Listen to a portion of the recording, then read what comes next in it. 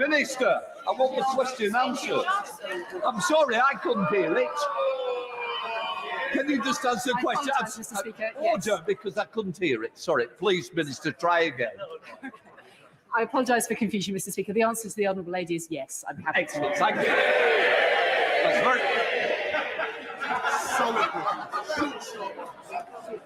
Before we come to Prime Minister's questions, I'd like to point out that the British Sign Language interpretation proceedings is available to watch on Parliament Live TV. We now come to questions to the Prime Minister. I start with Robin Miller. Mr. Speaker, from tomorrow...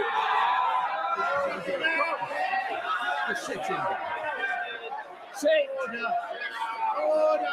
Shut up a minute. What's this for? Come. Give me the word in.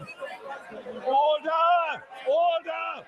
I say to the honourable gentleman, I will not tolerate such behaviour. If you want to go out now. But if you stand again, I will order you out. Make your mind up. Either shut up and get out.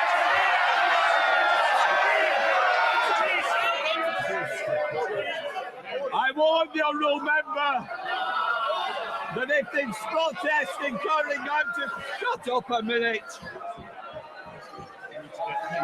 Does somebody want to what want? Give me the minister. Order, order. Sit down, you want me in the future.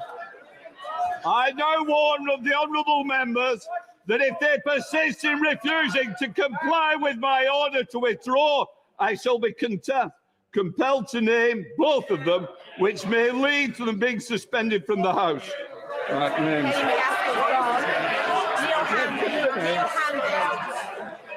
To ensure that the honourable member complies. Can it? What's the names? I order. Shut up. Shh. Neil Hanvey, I am now naming you and Kenny McCaskill to leave this chamber. Sergeant, deal with them. Deal with them. Deal with them. Just sit down. Out. No. Sergeant at Arms, escort them out.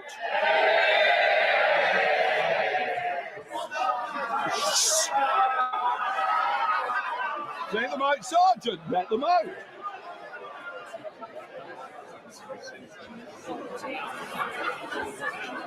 Robin Miller.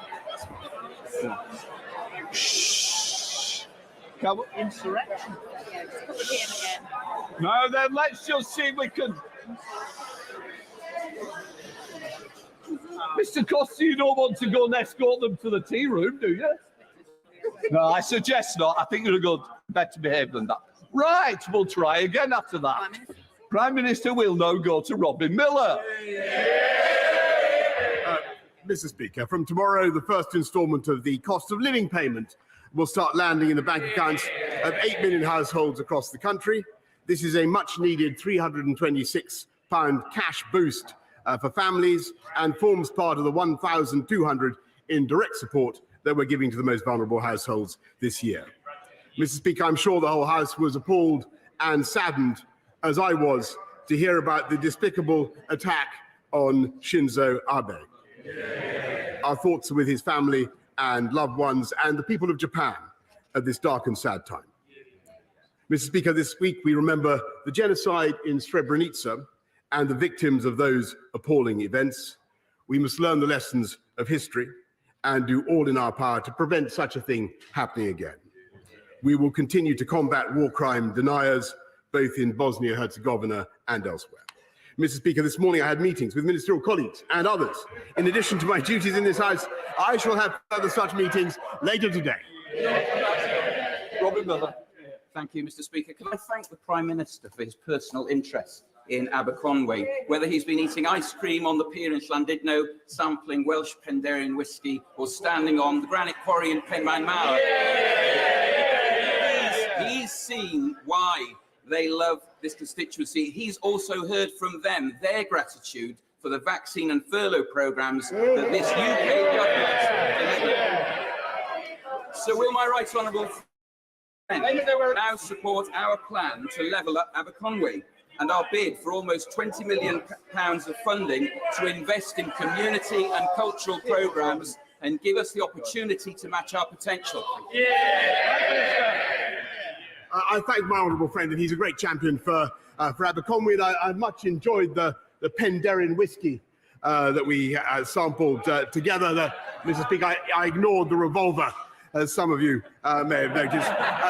We are committed to uniting and levelling up the UK. And as for the second round of the Levelling Up Fund announcements, it will be coming, Mr. Speaker, this autumn. We now come to the Leader of the Opposition, Keir Starmer. Mr. Speaker, may I join the Prime Minister on his comments about the former Prime Minister of Japan, a deeply shocking moment, and of course his comments about genocide. Mr. Speaker, may I welcome the new cabinet to their places.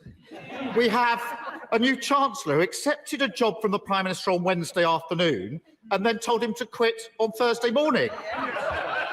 A new Northern Ireland Secretary who once asked if you need a passport to get to Derry. And the new Education Secretary, whose junior ministers have literally been giving the middle finger to the public.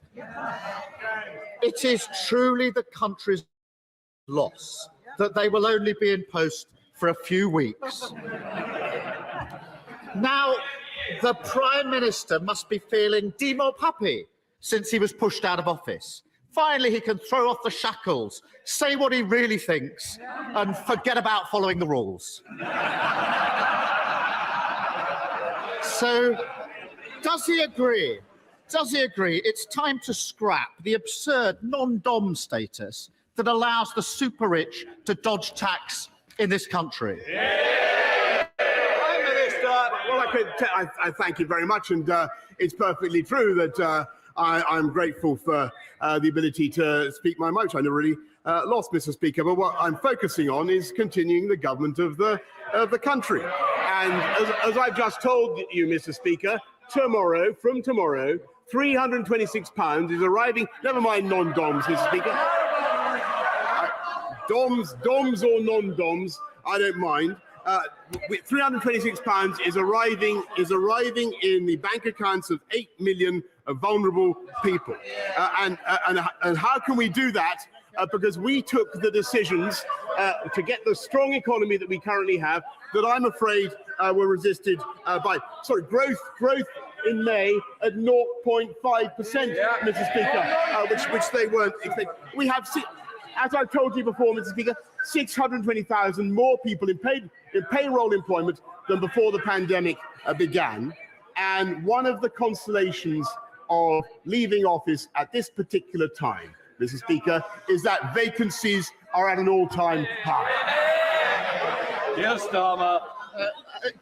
Cut him some slack. Faced with an uncertain future, a mortgage-sized decorator's bill that'll be soon for somebody else's flat, I'm not surprised he's careful not to upset any future employers. So here's an even simpler one. Does he agree that offshore schemes can pose a risk because some people use them to avoid tax they owe here? Prime Minister. Mr. Speaker, I'm proud of this country attracts from around the world, and he's talking about people from offshore people investing in the UK. I'm absolutely thrilled to see that we've had, I think, 12 billion in tech alone come in the last couple of months. I think, if possible, Mr. Speaker, he's referring not to me, but to some of the 8 brilliant candidates who are currently vying for my job. Let me just tell him that any one of them will wipe the floor with Captain.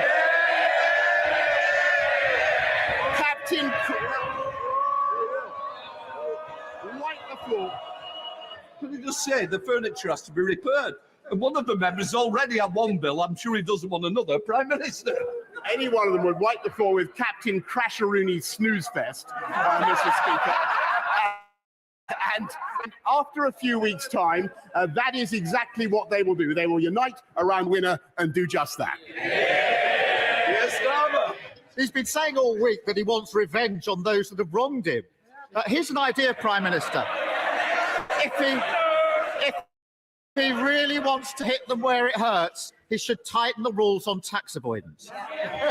But at the very least, does he agree that anyone running to be Prime Minister should declare where they and their families have been domiciled for tax purposes and whether they've ever been a beneficiary of an offshore tax scheme? Mr. Speaker, to the best of my knowledge, everybody in this Parliament, everybody in this House pays their full whack of tax in this country, and I think that people should, members across the House should cease this constant vilification of each other. I think people pay their fair share of taxes, and quite right. What we're doing, and it's thanks to the tax yield that we have had, that we're able to support the people of this country in the way that we are.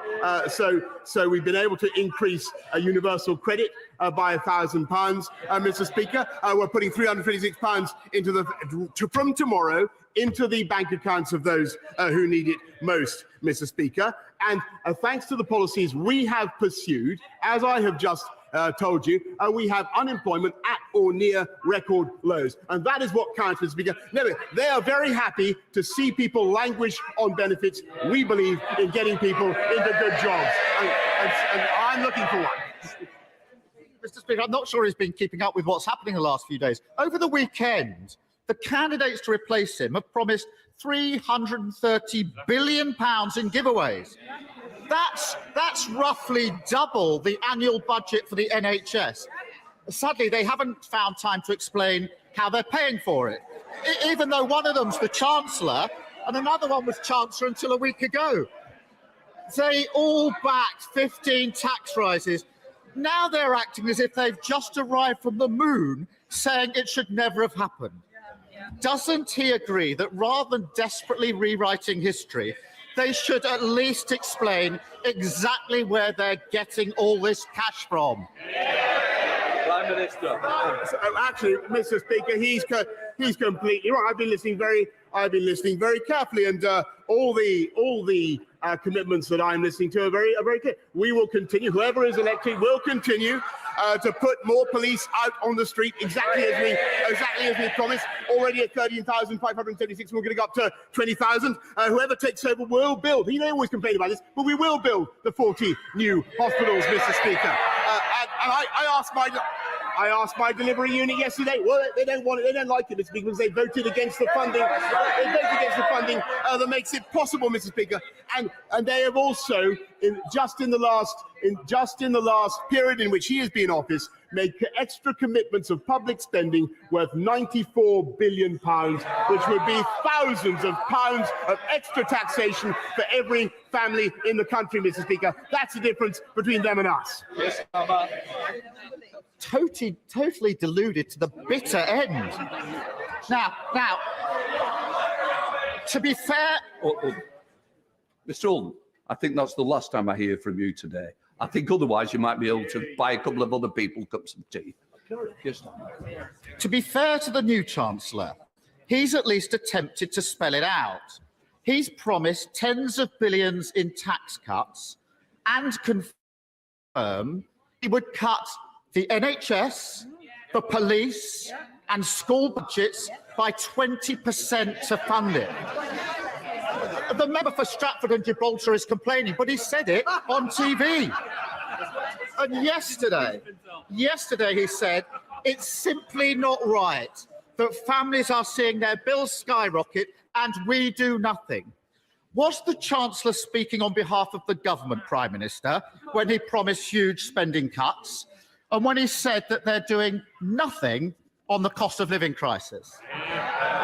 Prime Minister. Look, Mr. Speaker, this is really a pitiful stuff from the party that voted against the £39 billion, which is necessary to pay for those 50,000 nurses, which we're recruiting and we will recruit by 2024, Mr. Speaker, which is necessary to pay for those hospitals, those doctors and those scans and that treatment. They don't have a leg to stand on, Mr. Speaker. And I can tell him something else. The reason the reason we've got growth now at 0.5% in May is because we took the tough decision to come out of lockdown on July the 19th last year, which he said was reckless. Never forget, he said it was reckless. Our economy would not be strong enough now to make the payments we are to our fantastic NHS, and they know it. I really am going to miss this weekly nonsense from him. Let's move on. Let's move on from his current Chancellor to his former Chancellor. Last week, he resigned, accusing the Prime Minister of not conducting government properly, competently, or seriously. He suggested the Prime Minister is not prepared to work hard or take difficult decisions, and implied that the Prime Minister cannot tell the public the truth. Yesterday, he claimed his big plan is to rebuild the economy. Now, even the Prime Minister must be impressed by that Johnsonian brass-neckery. Can the Prime Minister think of any jobs his former Chancellor may have had that means he bears some responsibility for an economy that he now claims is broken? Prime Minister. Mr. Speaker, look, I think everybody who's played a part in the last 3 years has done a remarkable job in helping this country through very difficult times. I just want to say to him, really, Mr. Speaker, the next leader of my party may be elected by acclamation, so it's possible this will be our last confrontation over this. It's possible. So I want to thank him. I want to thank him for the style in which he's conducted himself. I think it'd be fair to say he's been considerably less lethal than many other members of this House. And I'll tell you why that is. Because he hasn't come up. Can I just say to this end of this front bench, I expect better behaviour, and I'm certainly going to get it, Prime Minister. There's a reason for that, Mr. Speaker. Is over 3 years, in spite of every opportunity, he's never really come up with an idea, a plan, or a vision for this country. And I can tell you that at the end of 3 years, Mr. Speaker, we got Brexit done, which he voted against 48 times. We delivered the first vaccine in the world and rolled out past any other European country, which would never be possible to listen to him, Mr. Speaker.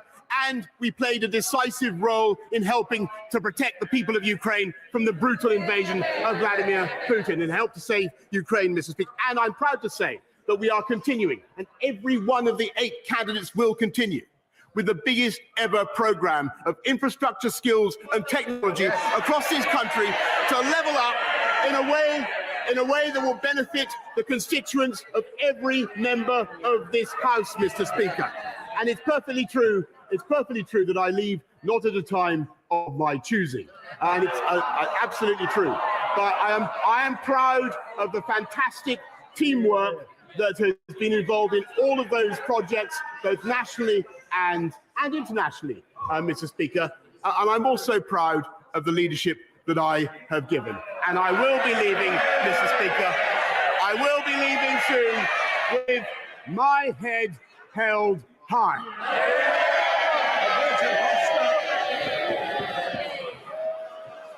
The convicted double child rapist and murderer Colin Pitchfork was granted parole last year by the Independent Parole Board in the face of enormous opposition from whistleblowers. Prime Minister, you and I have communicated about this matter on numerous occasions, and you've assured me that you would do everything in your power to deal with this situation. Can you confirm, before you leave office, that your government will make all the necessary submissions that it can make lawfully to the Independent Parole Board to make sure that this dangerous man is kept behind bars? Prime Minister, my honourable friend, for his campaign. Our thoughts, of course, with the victims of Pitchfork, Lydia and Dawn's friends and family. And, Mr. Speaker, I can tell the House that my right honourable friend, the Deputy Prime Minister, will be submitting his views on the Pitchfork case to the Parole Board before his hearing, and there is also, as the House will know, a root and branch review of the parole system currently underway, which includes plans for greater ministerial oversight for the most serious offenders, and we'll be bringing that forward as soon as parliamentary time allows. Now come to the Leader of the SNP, Ian Black. Thank you, Mr. Speaker. Can I associate myself with the remarks of the Prime Minister in the murder of Shinzo Abe, a dreadful event that took place last weekend? Can I also thank you, Mr. Speaker, for hosting last night the charity remembering Srebrenica?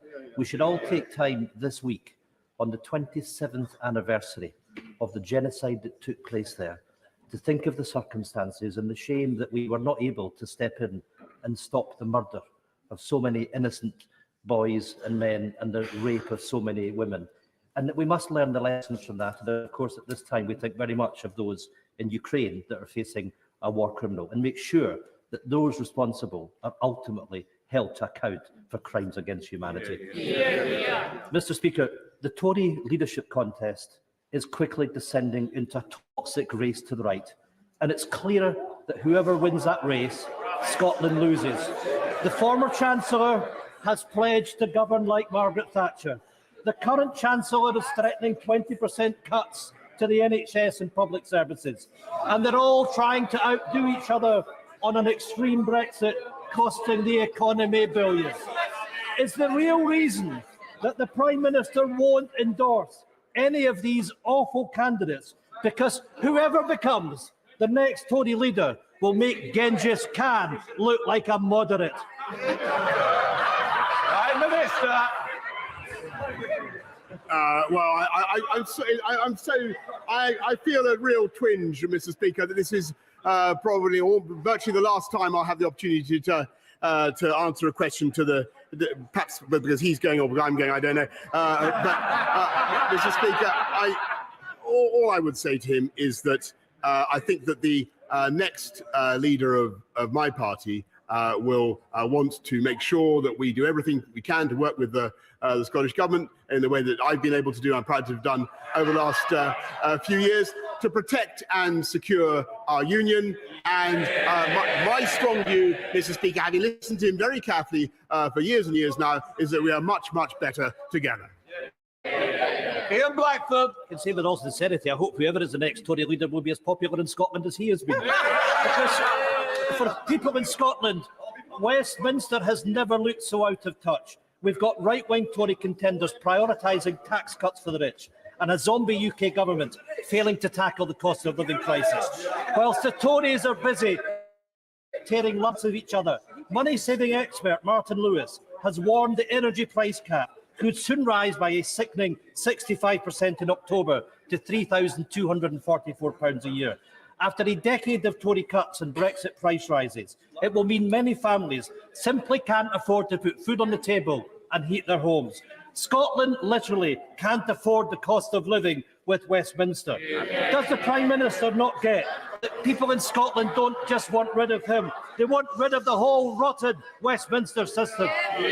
Prime Minister. Mr. Speaker, I think that's not what is actually happening in this country, is that we're using the fiscal firepower that we built up to cut taxes for working people, cut taxes for those on low incomes, and you saw that last week in the average of £330 tax cut on national insurance. We're increasing support for those vulnerable households from tomorrow, another £326 going in. And Mr. Speaker, it's thanks to our union that we were able to deliver the furlough scheme, which helped the entire country, and to make the massive transfers that boost the whole of the UK economy. And I think that the last thing the people of Scotland need now, and the last thing they need is more constitutional wrangling when we need to fix the economy. Mary Robinson. Thank you, Mr. Speaker. After securing almost £14 million in my town's fund bid for Cheadle, I was delighted last week to get the green light for our new Cheadle rail station. And £4 million for our state-of-the-art eco-business park. I've had tremendous support from the Cheadle Towns Board and local community, who understand how important it is to have connected towns and villages, bringing investment and high-tech jobs to our area. I'm ambitious for Cheadle. I now want to secure the redoubling of the Mid-Cheshire Line, and the extension of Metrolink through my constituency. Will my right honourable friend join me in thanking the Town's Board and Station Working Group for their support and agree with me that improving connectivity is key to economic growth and the future of our levelling up? Well, Mr. Speaker, it's thanks to the massive exertions of this government in levelling up with the £650 billion investment in infrastructure that we're up. We're having got a new railway station in Cheadle, for instance, Mr. Speaker. And I know that the bids that my honourable friend has just mentioned are now being actively studied by the Department for Transport, and she should feed in more to them. Stephen Barrett. Thank you. In a recent opinion poll conducted by Lucid Talk for Queen's University, only 5% of the people of Northern Ireland expressed any trust whatsoever in this government. So as the Prime Minister prepares to leave office shortly, will he apologise for his legacy in Northern Ireland, in which power sharing has collapsed, the Good Friday Agreement has been undermined, an unwanted protocol bill has been imposed upon the people and businesses of Northern Ireland, and Anglo-Irish relations are in their worst state for 40 years? Prime Minister. Well, Mr. Speaker, because actually what we've got, and I know that every single one of the candidates will want to deliver this, is a bill to fix the problem of the protocol, and I accept that there is a problem, and I hope that the whole House will support it. Jacob Young. Thank you, Mr. Speaker. And as this is probably the last time I'll get to address the Prime Minister at this dispatch box, can I say on behalf of the people of Redcar and Cleveland how grateful we are for the support that he's given us and for delivering on the will of 17.4 million people in taking us out of the EU. Can I ask the Prime Minister, is he as optimistic as I am about our future as a free and independent nation? Jacob, I mean, my honourable friend, if anything, I think I'm even more optimistic. And my only anxiety, we all know that people think that this will be. There are people around the world who hope that this will be the end of Brexit, and I can see them all. Oh, look at them! Did you notice? That's them. They're wrong, Mr. Speaker, and we're going to show that they're wrong.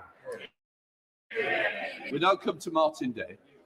Mr. Speaker, if the UK truly is a voluntary union of equal nations, there must be a democratic way for any of those member nations to withdraw from it. By what right does the PM think the role of the UK government is to decide whether to respect a mandate given by the people of Scotland to their government and endorsed by their Parliament? Prime Minister.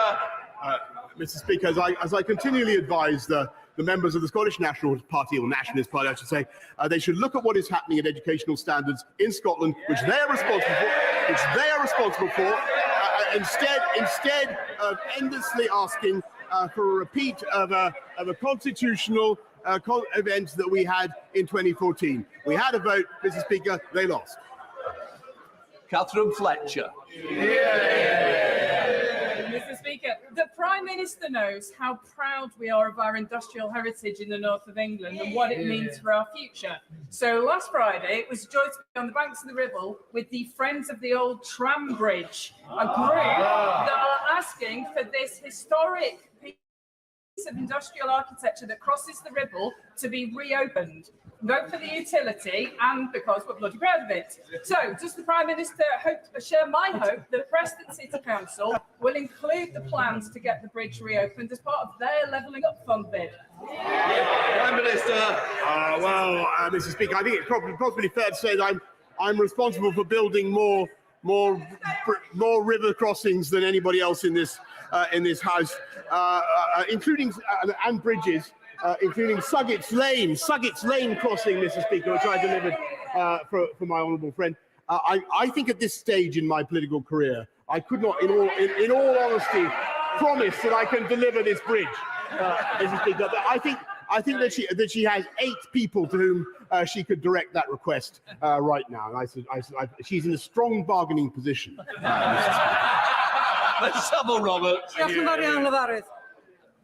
Child poverty has increased in every part of Wales in the last 7 years under Tory cuts to public services and malign welfare policies. In the communities I represent, 37% of children are now growing up in poverty. He has one last chance to make a real difference to these children's lives before he leaves office. Will he scrap the 2-child limit and reinstate the £20 uplift for all families entitled to welfare? Yeah.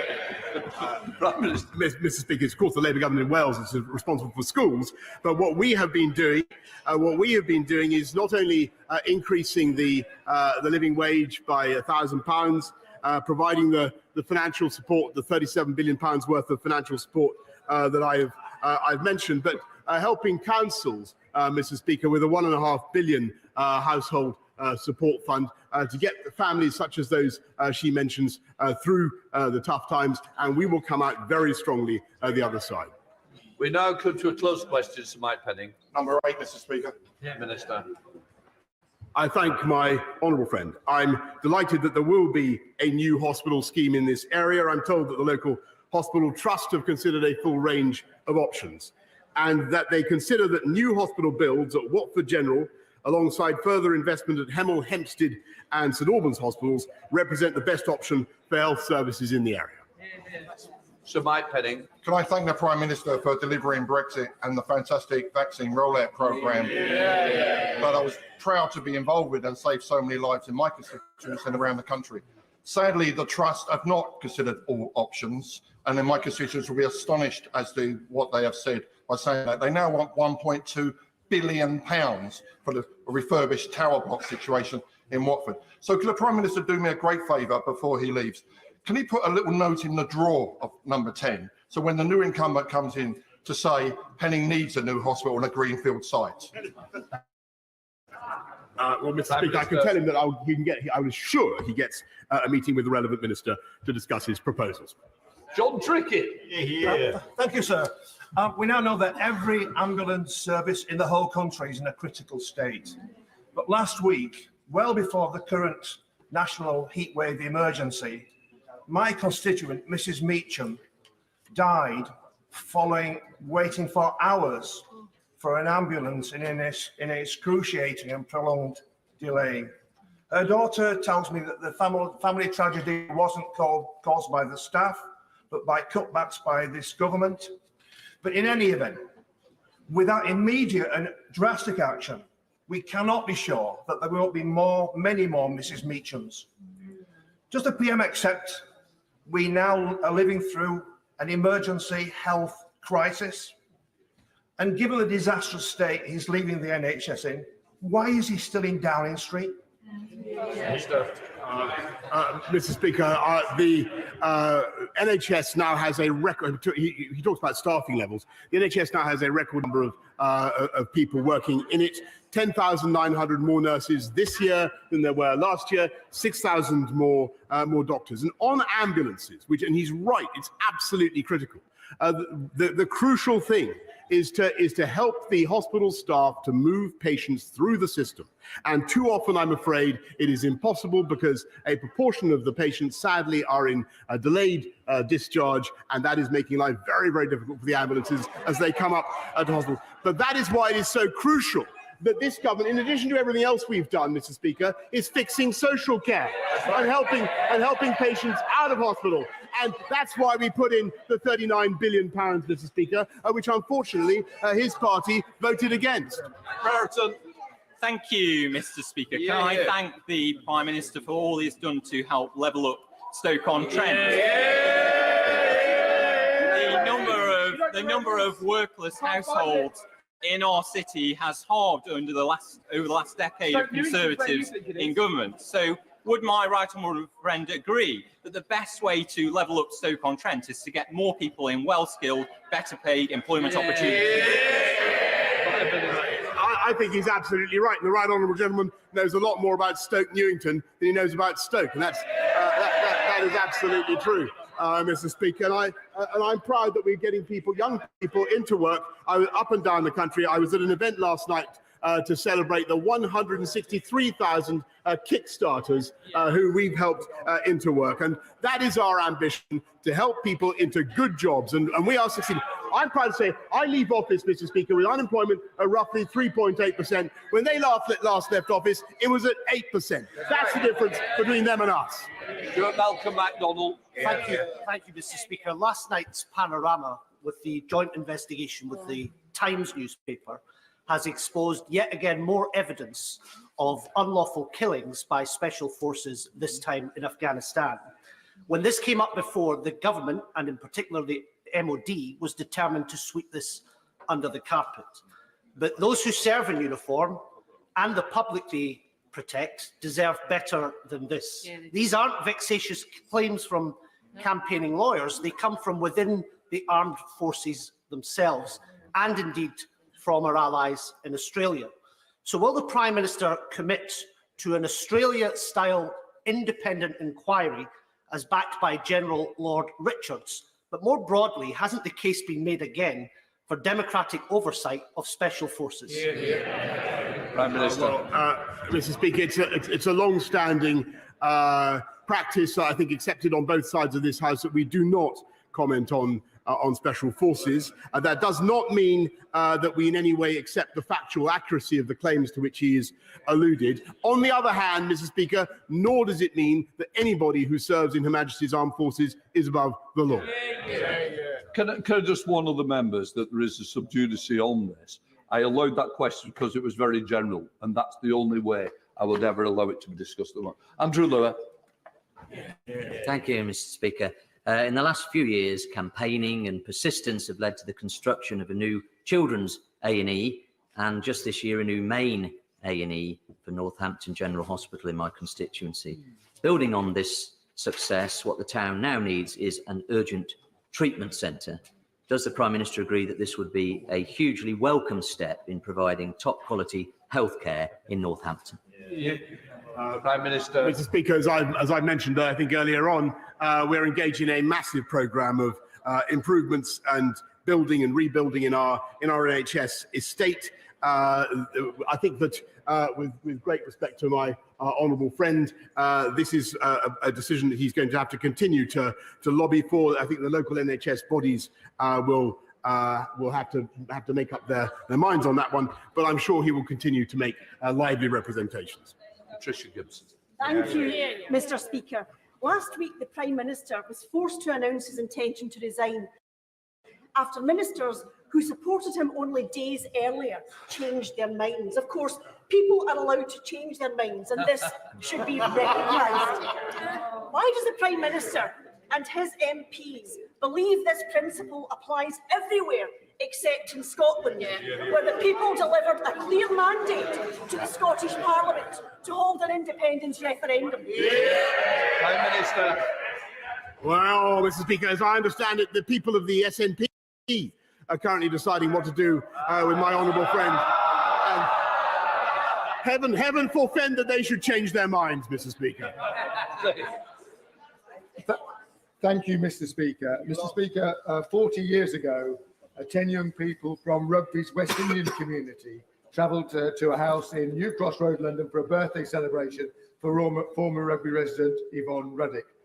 Tragically, there was a fire at the house where the party was held, and 2 of that group never returned home. Others were traumatised. The fire cost 13 people their lives and has been the subject of 2 inquests, both of which were inconclusive. Those who survived and the families of the bereaved are calling for a further investigation. I wonder if the Prime Minister would agree that the appointment of the new Metropolitan Police Commissioner provides an opportunity to re-examine the events of that time. Prime Minister. I thank my honourable friend, and I know from my own experience of running the city of the anguish that particular tragedy caused, and I know the deep feeling that surrounds it, Mr. Speaker. I thank him for raising it, and I can tell him, of course, that whatever my own views, this is a matter for the independent Metropolitan Police Service, and I'm sure the new Commissioner will be considering what he has just said. Alan Brown. Thank you, Mr. Speaker. While he was editor of The Spectator, he published a poem out exterminating the Scotch, a verminous race. He previously stated that £1 spent in Croydon is of more value to the country than £1 spent in Clyde. He called for an ending of the Barnett formula. He stated an MP from a Scottish constituency shouldn't be a Prime Minister. So given his anti-Scottish views, his abject failure as a Prime Minister, why did he think he's a right to try and block a democratic vote for Scotland to choose its future away from this corrupt Westminster. Can I just say to the honourable gentleman that after 3 years of listening to this delirium of monotony from the Scottish nationalists, I really think they need to change the record. What the people of this country want is a focus on the cost of living, a focus on the economy, and making sure on schools, Mr. Speaker, on standards in schools. Those are things that he should fix, Mr. Speaker, and to say nothing of the tragedy of drug deaths in Scotland, Mr. Speaker, which they still haven't done anything to address, Mr. Speaker. And everything I have seen has taught me that we are far, far better, whether it's on Ukraine or COVID, Mr. Speaker, or on furlough. There's absolutely no doubt, Mr. Speaker, that we are better off working together. Thank you, Mr. Speaker. Kensington is at the heart of the Ukrainian community, and on their behalf, I would like to first send their huge thanks for your support to Ukraine. Yesterday was the first year anniversary of the devastating flooding that affected my constituency, with more than 1,000 homes affected, people in basement flats losing all of their belongings, and many people still in temporary accommodation. Would my right honourable friend back my fight to ensure that we get serious investment in infrastructure in West London from Thames Water? Prime Minister. I thank her very much, and I know that I know the problem that she speaks of very well. There's no single solution to tackling surface water flooding. But she's absolutely right in wanting to put more pressure on Thames Water to try to come up with sustainable solutions. But they've got to working with partners, with councils, and of course with developers as well. Final question, Sam Terry. Thank you, Mr. Speaker. A few short weeks ago, Zara Alina was walking home through Ilford. She was dragged off the street and brutally murdered. Zara's family made a touching tribute for her life.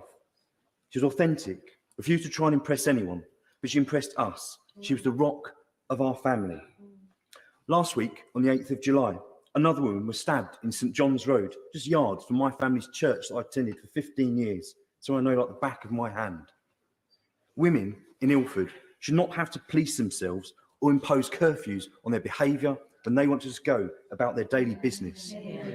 So, Mr. Speaker, I want to know whether the Prime Minister will commit to greater allocation of funding in terms of policing that's targeted on specialist knife crime into Ilford and across all of that part of North East London. And in addition, Mr. Speaker, what measures will this government actually take that will make a difference to the lives of women? Will they toughen sentences for rape, stalking, domestic violence, and put in place proper police support to end, Mr. Speaker, the epidemic of violence in this country against women and girls? Just before the Prime Minister answers, just to say it's a very important, I've allowed it to raise, be careful of going into detail on the first name because it is sub judice, but in general terms I'm sure that we can answer it. Prime Minister. I thank you, Mr. Speaker, for your guidance, but I think we can say safely how much we sympathise with the victim and her family.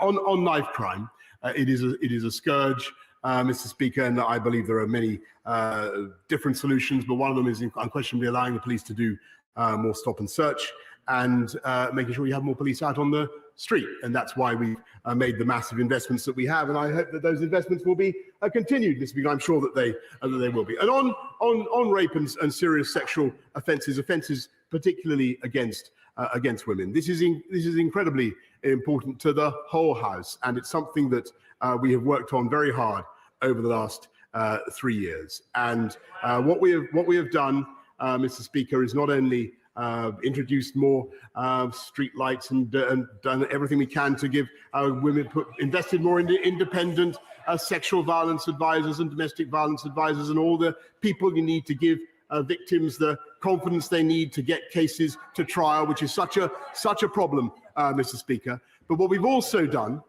in addition to putting more police out on the streets and specialist units to tackle, as we have, what we've also done is introduced tougher sentences for rape and serious sexual violence, Mr. Speaker. And I have to say, I was amazed, and it's still the case, that his party voted against those tougher sentences. And that was a great mistake, and I have to take it back. At the start of Prime Minister's questions, the honourable member for East Lothian, Kirkcaldy and Cowden Beath persistently denied the authority of the chair. In their absence, I wish to proceed to name them and call on the leader to move the relevant names. So I name Kenny Maskell, Neil Hanvey, and I'm sure now the leader will pick it up. Mr. Speaker, I beg to move that Kenny McCaskill and Neil Hanvey be suspended from the service of this House. The question is that Kenny McCaskill and Neil Hanvey be suspended from this House. As many of their opinions say aye. Aye. The contrary, no. We now move to the urgent